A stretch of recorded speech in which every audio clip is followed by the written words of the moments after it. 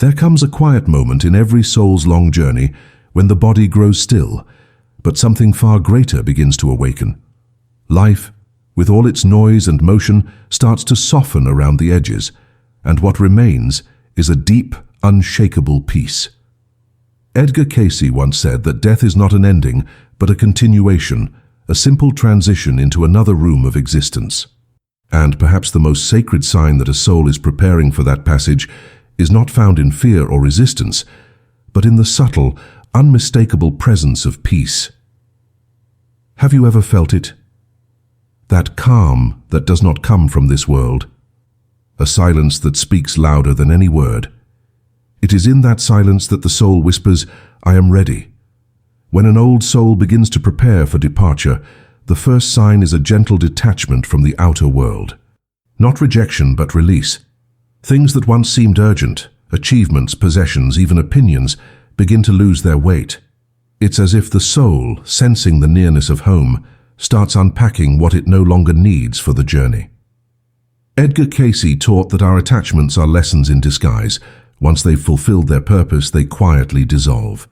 You may notice this in an elder who smiles more and argues less, who no longer seeks to be right, but simply to be at peace. That surrender is not weakness, it is wisdom remembering itself. The second sign is a new clarity about what truly matters. Old memories rise to the surface, not to haunt, but to be blessed and released. The soul begins to gather its fragments, the joys, the regrets, the people once loved or hurt, and folds them all into one great forgiveness. Cayce often spoke of forgiveness as the highest vibration of healing, the bridge between the physical and the spiritual. When the soul forgives, it unties its last knots to this world. You can see it in the softness of the eyes, the tender smile that seems to say, "All is well." All has been love in disguise. The third sign is a growing intimacy with silence. The noise of the world, once filling every space, begins to fade. Music becomes deeper, pauses more meaningful. Some souls begin to speak less, not out of confusion, but out of reverence. Cayce described the spirit as a current that grows stronger when the outer senses grow quiet. It's in that quiet that the soul starts hearing what it could not before. The rhythm of eternity, pulsing softly beneath the heartbeat. There is no loneliness there, only the vast company of peace. Another sign, the fourth, is a radiant calm that seems to emanate from within. Even when the body weakens, something luminous remains. Visitors may describe a sense of tranquility in the room, a warmth that seems to come from nowhere. Cayce taught that when the soul draws near its higher self, its aura expands in light. The physical form may grow frail, but the energy field glows stronger, like a lantern nearing dawn. Those who sit beside such a soul often feel comforted without understanding why. Peace becomes contagious.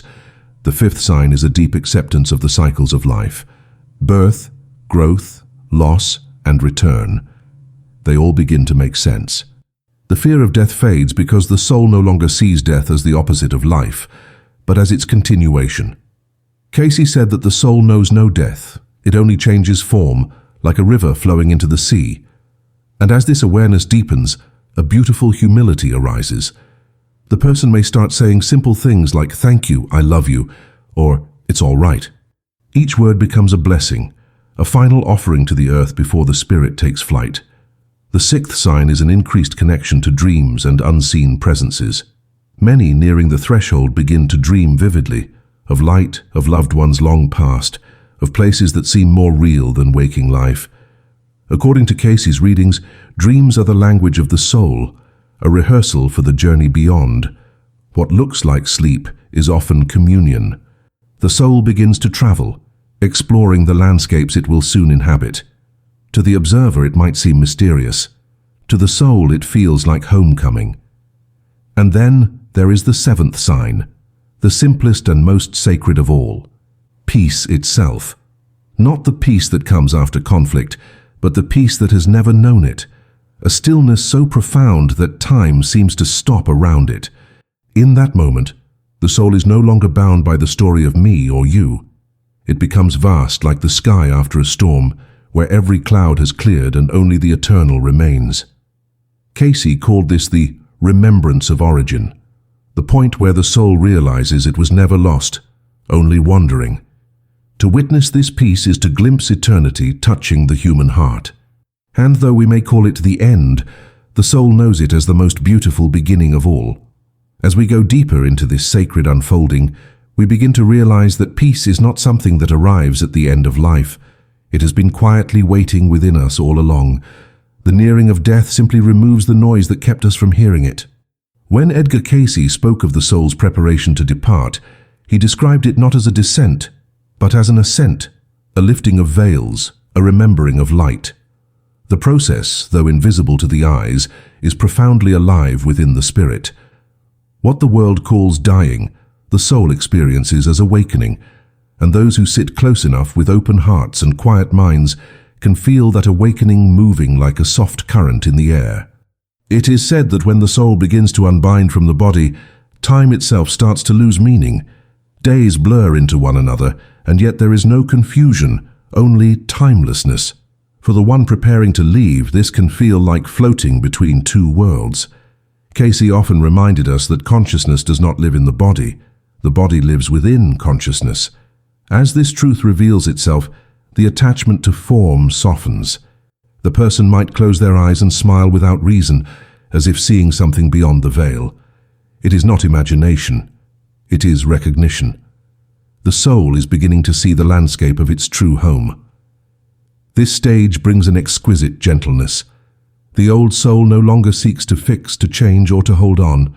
It simply becomes present, fully, tenderly, gratefully. You might notice them watching the sunlight on the wall for long moments, or listening to the sound of rain, with a kind of wonder you thought only children could have. It is as though every small thing becomes holy.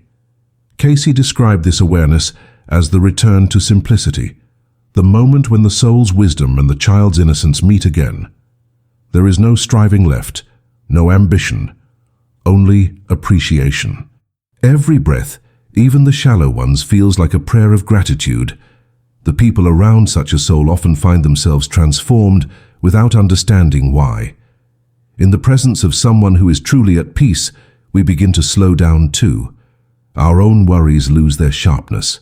We may find ourselves speaking softer, moving slower, breathing deeper. This is the quiet teaching of the departing soul.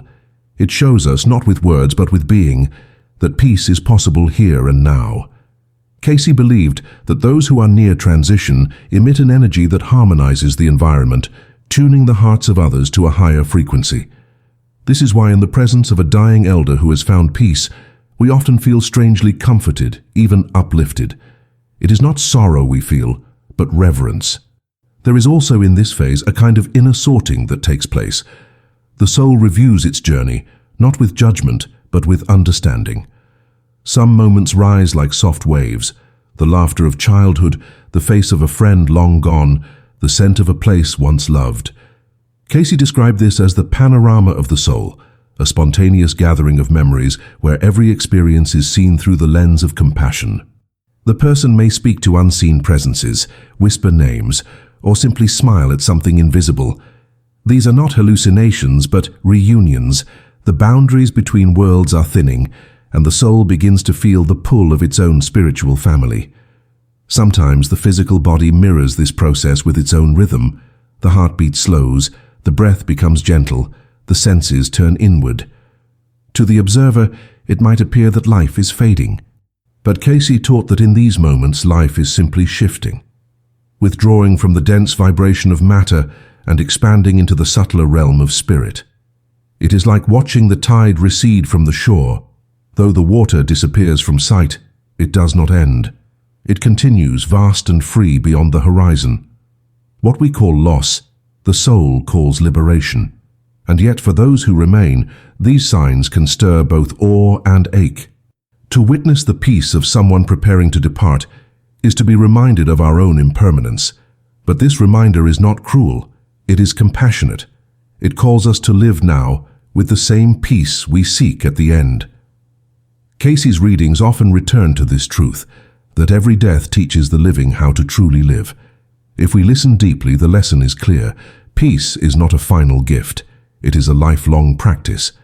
Each act of kindness, each moment of stillness, each time we choose love over fear, We are rehearsing for our own great return. The soul that departs in peace is simply showing us the way home. There comes a moment in every sacred transition when peace becomes so complete that even the body begins to echo it. You can see it in the stillness of the hands, the softness of the breath, the way the eyes no longer search outward but gaze inward as though beholding something only the heart can perceive. Edgar Cayce often said that when the soul aligns fully with its spiritual purpose, the body responds by entering harmony, even in its final hours. The muscles relax, the tension fades, and an unspoken understanding fills the space. What once seemed like the end of the story is revealed as the opening of a greater chapter. Death, seen through the eyes of the soul, is not darkness, it is dawn. For those who keep vigil beside such a soul, this can be a profoundly humbling experience. We enter the room expecting to give comfort, only to find ourselves being comforted instead. There is a radiance in the dying that words cannot hold, a kind of wisdom that transcends teaching. Cayce described this radiance as the memory of the soul's divine origin awakening in the physical form. It is as if, in those final days, the veil thins so much that eternity begins to shine through the fragile window of human life. You can feel it. The air becomes gentler, the silence feels alive, and even time itself seems to slow in reverence. The dying soul, in its peace, often begins to communicate beyond words. Fair squeeze of the hand, a lingering glance, a faint smile. Each gesture carries volumes. There are moments when they seem to listen to something distant, yet intimate, as though hearing a melody that only they can perceive. Cayce wrote that as the physical senses fade, the spiritual senses awaken. Sight turns into vision, hearing into attunement, and presence into communion. To the one departing, what is invisible to us becomes vividly clear. They are not withdrawing, they are returning. And in that return they invite us to see that the space between worlds is far thinner than we imagine. This stage of passage reveals a truth often hidden in the noise of life, that peace is not the absence of movement, but the harmony of all movement. When the soul reaches this harmony, even pain begins to change its meaning. Cayce believed that physical suffering, when met with surrender, becomes transmuted into spiritual strength. The body may ache, but the spirit begins to glow brighter through it, like light through stained glass. This is why some souls, even amid great frailty, radiate serenity. They are no longer identified with the vessel. They are remembering the ocean that carries it. What the body endures, the soul transforms into wisdom. The family and friends who witness this often experience conflicting emotions, sorrow at the coming separation, yet awe at the serenity unfolding before them. This duality is natural. Cayce reminded us that love itself is the bridge between dimensions. It is never broken, only transformed. To love someone who is leaving is to stand at the edge of the river and feel both the current that takes them and the echo of it within yourself. The tears we shed are not signs of despair. They are proof that we have touched eternity through another being. And when the soul departs, that love does not vanish into the air. It continues to weave unseen threads between worlds, binding hearts through the quiet language of spirit. In these sacred days, the veil between life and afterlife becomes permeable. The soul begins to remember its many journeys, not through thought, but through recognition. Cayce described this as the awakening of the Akashic memory, when the deeper self glimpses the tapestry of all it has been and will become. For a brief, luminous instant, time folds in on itself and eternity peers through the eyes of the departing one. You may sense it when they whisper, "I see them," or "It's so beautiful." These are not hallucinations. They are glimpses of home. What we call mystery, the soul calls familiarity. It is returning to what it has always known. And then, as peace reaches its most complete form, there is a stillness beyond words, a silence that does not feel like absence but like presence in its purest state. Cayce said that this is the moment when the soul stands fully in its spiritual body, radiant and free. The physical form may seem fragile, yet something vast fills the room, an awareness that everything is right, that everything has always been right. For those who witness it, this can be life-changing. The experience dissolves fear, reframes grief, and awakens a longing not for death but for the kind of peace that transcends it. And perhaps that is the soul's final teaching before it departs, that heaven is not elsewhere. It begins wherever love and peace are allowed to bloom. When the moment finally arrives, it does not come with thunder or drama. It comes like dawn, soft, inevitable, and full of light. The final breath is not an ending but a return, a gentle merging with the rhythm that has always carried us. Edgar Cayce once said that death is as natural as birth, that the soul leaves the body as easily as a bird slips from a branch. There is no fear in this flight, only recognition. In that sacred instant, the spirit remembers what the mind could never fully grasp, that it has never truly been separated from the source. What we call passing is simply the soul remembering the way home. For those who remain, this realization can change everything. We begin to understand that our grief, though heavy, is woven from love, and love by its nature never dies. Cayce often emphasized that when a soul departs, its presence is not lost. It expands. Like a melody that no longer plays through one instrument, it continues to resonate through every heart it has touched. This is why in moments of quiet after loss, we may suddenly feel warmth, hear a whisper in the wind, or dream of the one we thought was gone. These are not illusions. They are echoes of connection, reminding us that love is the only bridge that time and death cannot destroy. The peace that surrounds a departing soul is not theirs alone. It is a gift offered to the living. To witness someone cross the threshold with serenity is to receive a silent teaching about how to live. We realize that the art of dying well is the same as the art of living well, to forgive often, to love without condition, to release what no longer serves, and to listen to the still voice within. Cayce's reading spoke of this truth again and again, that the soul's purpose is not survival, but growth, not accumulation, but awakening. Every experience, even the painful ones, has been shaping us for that final moment when we too will remember who we are beyond the veil of the temporary. As we carry this understanding, something within us begins to shift. The fear of death, that ancient shadow, starts to lose its power. We see that the cycles of life and death are not enemies, but dance partners in the same rhythm of becoming. Cayce compared life to the ocean's tides, each incarnation a wave rising and falling, returning always to the vastness of the sea. To resist this rhythm is to suffer. To trust it is to be free. And perhaps this is the greatest gift the departing give us. They invite us to stop resisting, to flow again, to remember that what is eternal in them is also eternal in us.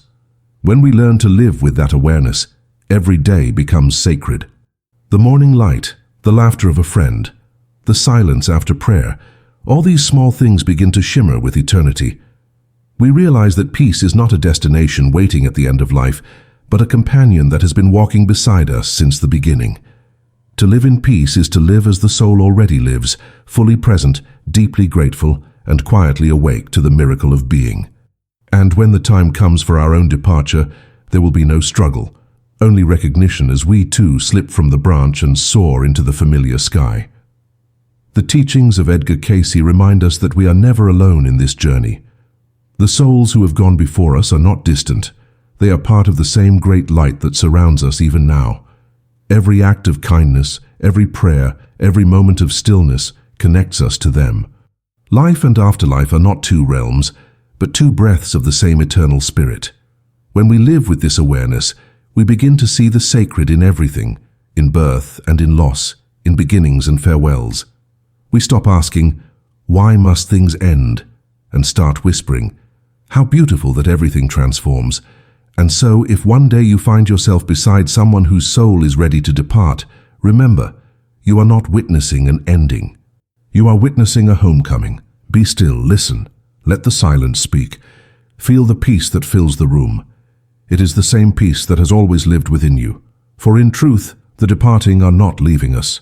They are leading us, showing us the way beyond fear, back to the simple, radiant truth that has always been waiting at the heart of life. We are eternal, we are light, and we are already home.